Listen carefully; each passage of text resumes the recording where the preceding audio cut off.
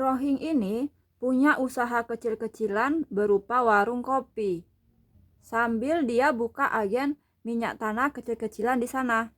Waktu zamannya Rohing buka warung, itu nggak ada yang namanya gas LPG. Yang pakai LPG itu cuma kalangan-kalangan atas lah. Kalau menengah ke bawah masih pakai minyak tanah. Si Rohing ini sewaktu-waktu dia kedatangan salah satu langganannya. Yang udah lama banget nih nggak ketemu. Sudah hampir 4 bulan lebih. Sudah 4 bulan lebih langganannya itu nggak beli minyak tanah di warungnya si Rohing. Sekarang langganannya itu datang bawa mobil mewah. Wah, nih orang berapa bulan gak ketemu udah punya mobil. Nah, turun tuh langganannya dari mobil, langsung nyamperin si Rohing. Wah, beda kamu sekarang, Dulu datang ke sini lusuh banget. Pakai motor aja, motor bebek butut. Sekarang bawa mobil. Tujuan saya datang ke sini tuh buat ngasih tips, buat ngajakin kamu biar kamu bisa kaya kayak saya. Masuk ke dalam warung, terus ngopi tuh. Walaupun langganan, tapi udah kayak teman sendiri lah sama si Rohing. Nah, si langganannya si Rohing itu bilang bahwa dia bisa kaya seperti sekarang. Itu rahasianya dia. Yang benar kamu ritual di Kemungkus. Ya benar, 7 kali ritual. Saya langsung kaya. Asal kamu tahu aja, Kemungkus itu pesugihan tempat paling enak. Beda dari pesugihan-pesugihan yang lain. Resikonya nggak berat. Memang syaratnya apa sih? Syaratnya satu, Him. Kita bersetubuh di sana. Itu ritualnya, kita bersetubuh di sana. Ah, yang benar kamu. Beneran, Him? Masa iya sih kita bersetubuh di Kemungkus kita bisa jadi orang kaya? Itu buktinya saya, Him. Mobil punya, emas kita lihat sendiri. Istri aja saya bukan 1 2 sekarang. Banyak istri saya. Harta udah bukan masalah buat saya sekarang. Uang udah bukan buat masalah buat saya, Him. Itu wasilanya saya bersetubuh di Kemungkus. Cuman untuk pasangan yang kita bawa, itu jangan sama istri. Kalau bukan sama istri, sama siapa? Yang penting perempuan yang gak ada ikatan sama kamu. Istilahnya kita bawa selingkuhan lah ke sana. Awalnya saya juga bingung mau berangkat sana dengan siapa. Akhirnya saya berangkat aja sendiri. Cari peruntungan lah di sana. Akhirnya ada tuh yang mau ikut ritual pesugihan perempuan. Dan dia belum ada pasangan. Lah barengan lah kita akhirnya. Di sana kan disediain warung-warung perempuan mah. Mudah-mudahan aja kamu bisa lebih cepat kaya kayak sekarang. Wah, beneran nih. Beneran, coba aja kamu ke sana. Siapa tahu lebih beruntung dari saya kamu. Akhirnya kan, setelah jadi kaya raya kan, membahas ya kan. Nah, pamitan tuh si langganannya si Rohing. Pas langganannya si Rohing pamitan pulang, kebetulan istrinya baru pulang dari pasar. Si Wati, istrinya si Rohing. Wati nanya, "Pak, itu kayak kenal orang tadi?" Lah, itu kan langganan kita yang dulu. Wah, kok beda sekarang? Perasaan dulu dia kesini aja pakai motor butut. Lah sekarang kok udah punya mobil, mentereng banget sekarang malah coba. Nah, itu lama dia datang ke sini curhat ke papa. Ngasih tips rahasia dia bisa kaya. Terus gimana rahasianya? Lah itu pokoknya urusan saya lah mah. Pokoknya nanti papa mau coba. Maksudnya itu mau coba, papa mau coba kerjasama sama dia. Bosan juga lah pak, kita berumah tangga hidup kayak gini terus, pas-pasan terus. Makan tiap hari sama sayur doang. Lah pengen juga kan mama kayak orang lain pak. Makan di restoran, kemana-mana naik mobil. Kan enak pak. Iya, itu kan urusan papa, mama tinggal terima beres aja. Setelah pertemuan Rohing dengan langganannya, minggu depannya memang si Rohing ini berangkat langsung dia. Berangkat ke Kemungkus dengan niatan mau mencari kekayaan dengan melakukan ritual pesugihan di Kemungkus. Singkat cerita, sampai di lokasi, di kaki Gunung Kemungkus, ditanya sama si ibu warungnya kan, "Mas mau ikut pesugihan ya?" "Iya nih." "Loh, nggak bawa pasangan?" Lah itulah Bu, saya belum punya pasangan. Pokoknya mau cari dulu lah di sini. Nah, si Rohing ini dia ngopi di situ ngerokok. Sambil nyari-nyari barangkali ada perempuan yang datang ke situ ikut pesugihan juga. Selama dia lihat orang yang datang, udah pada bawa pasangan masing-masing. Akhirnya hampir mau putus asa lah si Rohing ini. Hari udah mulai mau sore, belum ketemu sama calon pasangannya. Nah, nggak lama kemudian ada perempuan datang. Dan sama niatannya mau cari pesugihan juga di Gunung Pengumpus. Dan kebetulan nasibnya juga sama seperti si Rohing. Belum ada pasangan. Nah, si perempuan itu duduk tepat di sampingnya Rohing. Nah, waktu si perempuan itu pesen kopi, nah itu si perempuan itu juga ngelirik kanan kiri. Nah, ini kayaknya orang senasib nih lagi cari pasangan. Akhirnya si Rohing ini beraniin diri tuh berkenalan sama tuh perempuan. Dan si perempuan itu mengaku bernama Desi. Aslinya dari Jawa Barat. Si Desi itu bilang kalau dia datang ke Kemungkus tanpa sepengetahuan suami dan keluarganya. Si Desi ini pamitan silaturahmi ke saudaranya, ke suaminya, pamitan sama suaminya mau silaturahmi sama saudaranya. Padahal aslinya si Desi ini mau ke Kemungkus cari pesugihan. Dan lagi nyari-nyari pasangan juga. Akhirnya sepakat tuh dua orang mau ritual bareng di Gunung Kemungkus. Dan setelah ngabisin kopi, tapi ya walaupun baru ketemu, si Desi dan si Rohing ini sudah merasakan ikatan yang dekat. Seperti orang yang udah lama kenal. Sampai urusan ranjang pun mereka bahas. Nah, di hari yang sudah mau menjelang maghrib, Desi dan Rohing itu langsung naik ke atas. Nah, di atas itu udah banyak orang berkerumun yang sama-sama mau ikut ritual pesugihan. Berpasang-pasangan lah dia. Dan dijelaskan ya tata cara ritualnya seperti apa. Yang dilakukan pertama kali itu mandi. Mandi di salah satu sendang atau sumur yang konon katanya pernah digunakan oleh Jaka Samudra. Tapi si Rohing menceritakan seperti itu. Jadi mereka berdua itu dimandikan bareng. Bergiliran juga. Mandi bergiliran dengan pasangan masing-masing. Dan itu mandi telanjang. Nah, setelah ritual mandi, dibawa ziarah ke pangeran makamnya Samudra. Meminta-minta ke kuburan itu. Dan itu ajarannya benar-benar sesat lah. Tapi minta di kuburan itu untuk direstui ikut ritual pesugihan di Kemungkus.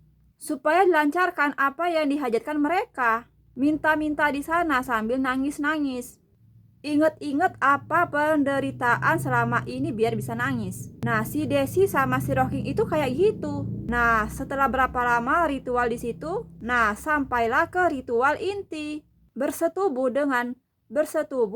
dengan pasangan di ritual Kemungkus. Awalnya deg-degan, malu lah Rohing sama si Desi ini. Karena apa?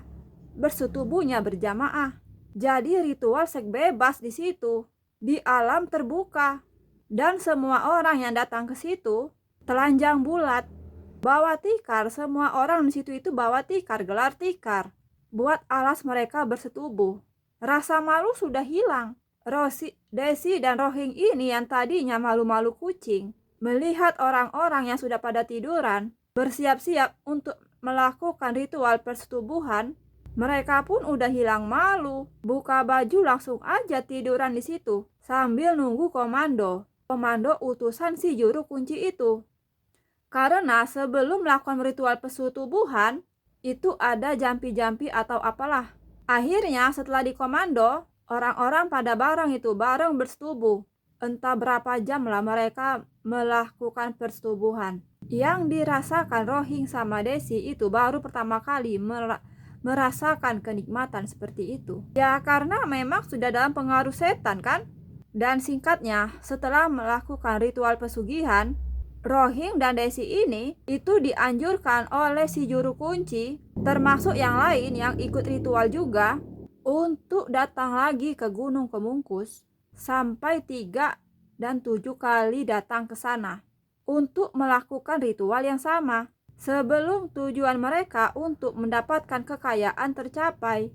Jadi selama mereka belum kaya, mereka mesti datang lagi terus ke sana. dengan waktu yang sudah diatur sama si juru kunci. Ada jadwalnya gitu. Sampai 7 kali ritual.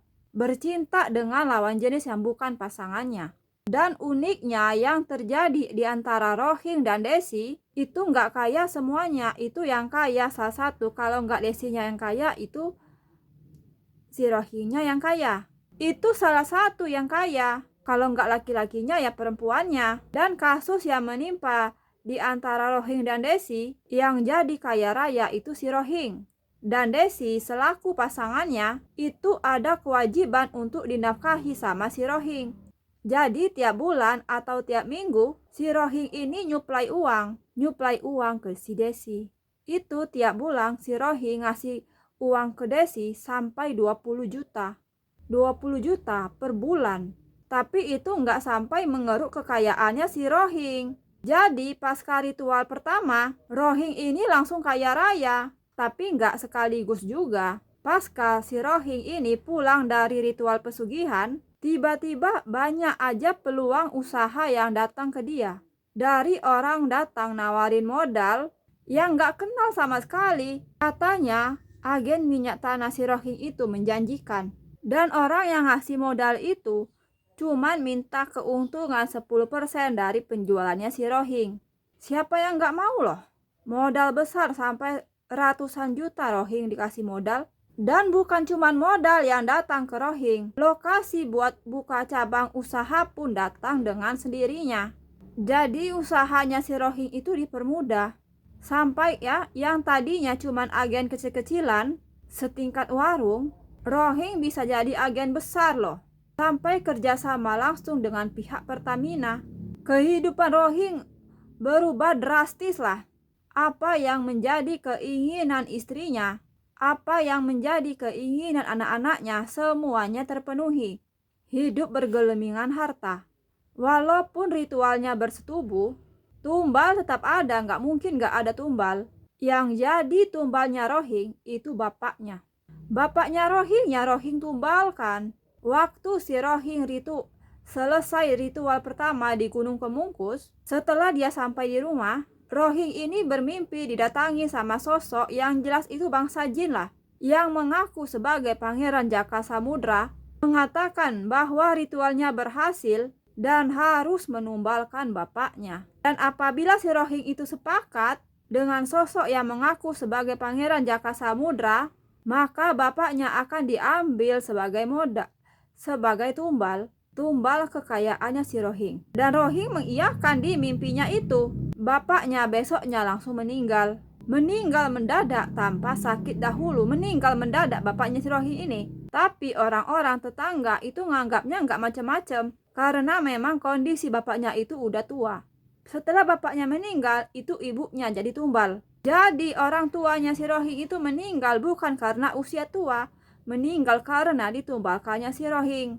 Memang anak kurang ajar ya, anak durhaka. Sudah berzina, sudah murtad. Orang tua dia korbankan juga kepada iblis. Hanya untuk memuaskan nafsunya. Kekayaan Rohing berganti minggu, berganti bulan, berganti tahun, semakin bertambah. Dan setahun sekali Desi dan Rohing itu datang lagi ke Gunung Kemungkus. Bersetubuh lagi karena suatu kewajiban. Mereka pun ya Rohing dan Desi ini melakukan hubungan badan di sana. Tahun berganti tahun, bulan berganti bulan. Akhirnya antara Rohing dan Desi itu timbul benih-benih cinta. Yang tadinya cuma partner pesugihan, tapi karena seringnya bertemu, seringnya bersetubuh, timbullah benih-benih cinta antara Rohing dan Desi. Sampai akhirnya Rohing punya niatan untuk menikahi Desi. Padahal itu dilarang, tidak diperbolehkan. Pelaku ritual di Pegunung Pengumpus tidak boleh menikahi pasangannya. Kalau mereka menikah, itu berarti bersetubuhnya secara resmi, tidak melanggar aturan agama. Itu nggak boleh. Mereka harus tetap pelacur, tetap berzina, nggak boleh berhubungan badan secara resmi. Desi dan Rohing ini nggak ingat apa yang jadi pantangan pesugihan di Gunung Kemungkus. Karena sudah dibutakan oleh rasa cinta, dibutakan oleh nafsu belaka, dipengaruhi oleh bangsa jin supaya mereka melanggar pantangan supaya harta habis.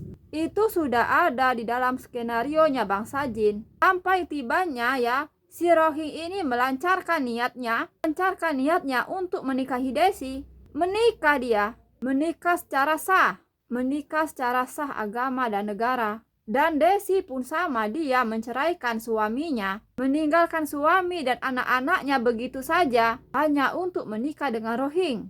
Karena Desi dan Rohing ini sudah terpengaruh sama setan di tempat saudaranya Desi. Dan keluarganya Desi yang di Jawa itu merestui pernikahan Desi dengan Rohing karena disuplai uang terus, mau berapapun dikasih sama Rohing. Dan disinilah mulai datangnya petaka ke kehidupan Rohing dan Desi karena mereka berdua melanggar aturan dari Gunung Kemungkus dengan menikahi pasangan mereka. Karena itu tidak diperbolehkan. Tapi karena Rohing dan Desi ini sudah ada pengaruh bangsa jin, sudah ada dalam pengaruh setan, sudah dilingkupi oleh nafsu, mereka dibutakan, mereka dilupakan, tidak diingatkan, mereka sudah melanggar aturan pesugihan di Gunung Kemungkus. Karena itu sudah masuk skenarionya bangsa jin. Gak ada yang namanya pelaku pesugihan berjalan selama-lamanya, itu gak ada. Pesugihan itu gak ada yang abadi. Semuanya pasti berakhir dengan berbagai macam cara. Bahkan sebelum kontrak mereka selesai, pesugihan itu pasti berakhir dengan berbagai macam cara. Dengan wasilah seolah-olah aturan mereka melanggar aturan yang sudah ditetapkan. Padahal itu sudah ada di dalam skenarionya bangsa jin. Nah, pasca si Rohing ini menikahi Desi, petaka mulai datang ke keluarga Rohing dan Desi. Pertama, istri pertamanya si Rohing, Wati, meninggal dengan cara diberikan sakit keras. Sakit yang memang terdeteksi secara medis, tapi tidak sembuh. Dengan obat-obatan, obat kimia, obat herbal, satupun obat-obatan itu nggak ada yang sanggup mengobati penyakitnya Wati. Dirawat di rumah sakit besar, dirawat di rumah sakit swasta, sudah berapa ratus juta habis untuk mengobati biaya, untuk membiayai pengobatannya Wati. Itu nggak ada hasil sama sekali. Uang habis begitu saja. Tapi si Wati nggak sembuh sama sekali. Sampai akhirnya si Wati meninggal. Karena si Wati inilah yang mengiringi kehidupan Rohing dari awal mereka susah. Pasca Wati meninggal, anak satu-satunya Rohing meninggal juga. Dengan cara terlibat kecelakaan lalu lintas. Itu motor yang dikendarai oleh anaknya Rohing tertabak truk tronton. Sampai jasadnya hancur tergilas oleh truk tronton. Selain istri dan anaknya meninggal, hartanya Rohing, awalnya si Desi sangat senang sekali. Si istrinya Rohing ini sudah meninggal, semua harta jadi bagian dia. Tapi ya, setelah istrinya Wati itu meninggal, setelah anaknya Rohing meninggal, usahanya mulai berangsur-angsur bangkrut. Banyak proyek-proyek Rohing yang terbengkalai. Banyak pelanggan Rohing yang lari meninggalkan Rohing. Sampai hitungan 2 tahun pasca pernikahan Rohing dan Desi, usahanya Rohing gulung tikar. Sampai yang tersisa cuma rumah yang Rohing dan Desi tempati. Hartanya Rohing habis, simpanannya, tanah-tanahnya, kebunnya habis semua. Hanya untuk buka usaha, nambah modal, tanpa ada hasil apapun. Belum lagi ketipu sama rekan kerjanya. Berbagai macam cara yang menimpa Rohing untuk menguras harta kekayaannya Rohing, hasil dari ritualnya, hasil ritual di Gunung Kemungkus. Karena bingung dengan situasinya yang seperti itu, Rohing datang menemui si juru kunci karena kekayaan yang sudah dia dapatkan tiba-tiba hancur begitu saja. Dan si juru kunci cuma tersenyum mendengar pengaduan dari Rohing. Kenapa Bapak malah tersenyum? Nah, itu salah kamu sendiri. Maksud Bapak salah saya apa? Kamu sudah melanggar aturan di Kemungkus. Aturan apa, Pak? Setiap pelaku ritual pesugihan di sini tidak boleh menikahi pasangannya. Pasangannya ritualnya nggak boleh dinikahi. Si Rohing kaget, shock. Kenapa tiba-tiba saya lupa? Padahal dulu pertama kali datang itu sudah dijelaskan oleh si juru kunci bahwa pelaku pesugihan itu nggak boleh menikahi pasangannya. Tapi Pak, apakah masih bisa diperbaiki? Tidak ada pengampunan dari pihak kami. Bagi orang-orang, bagi pemuja kami yang sudah melanggar aturan kami, nggak ada pengampunan buat Rohing. Dari pihak junjungannya, nggak ada solusi yang bisa memulihkan kekayaannya Rohing. Malahan si Rohing ini diusir sama si juru kunci. Diusir dari tempat ritual itu. Menyesali perbuatannya yang sudah dilakukan gara-gara cuman menikahi Desi. Tapi nasi udah jadi bubur. Akhirnya pulanglah si Rohing ini ke rumahnya Desi. Setiap pelaku ritual kemungkus itu dilarang untuk melakukan pernikahan. Dan kalaupun kita ingin bersetubuh itu langsung di Gunung Kemungkus. Nggak boleh di rumah atau di hotel. Selama ini kan mereka sering melakukan pertemuan. Di hotel kah? Di mana kah?